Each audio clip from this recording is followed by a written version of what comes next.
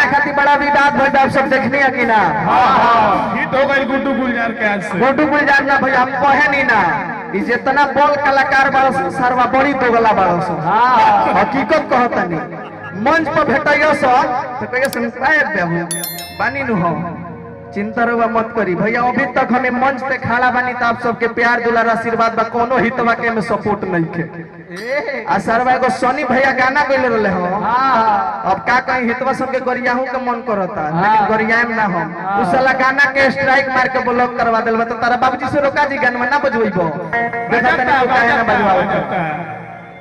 ये भाई एगो छोट कलाकार आगे बढ़ रहा है तो आप सब सपोर्ट कीजिए।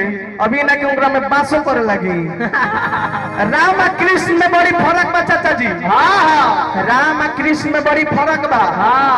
राम जी जन्मनी चैत में, कृष्ण जी जन्मनी भादो में।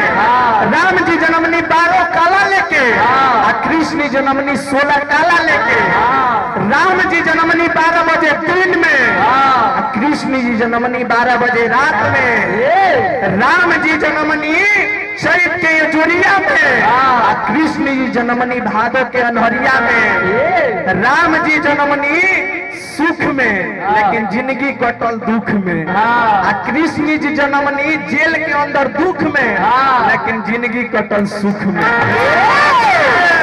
तो सर्वस्व के तुमको बुझाता एगो भाई गाना नहीं बज रहा है हम लोग मंच करके हिट है तो कम से कम शाबाशी देना चाहिए कि भाई तुम्हारा गाना बज रहा है हमरा से जितना सपोर्ट होता ले ले। तो सर्व स्ट्राइक मार के ब्लॉक करवा के फेरा में लागल बड़ा सा।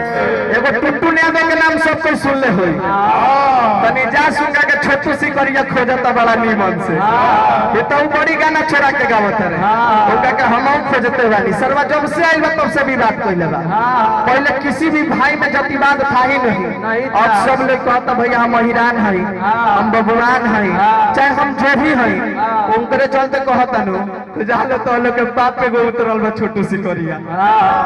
तू अपने का आतंकवादी है तू किसी से डरने वाला है ही नहीं जैसे मन वैसे आजमा लो। बकवास दे बाबू बकवास दे। हाँ छोड़ देता नहीं भैया रह दे हमारे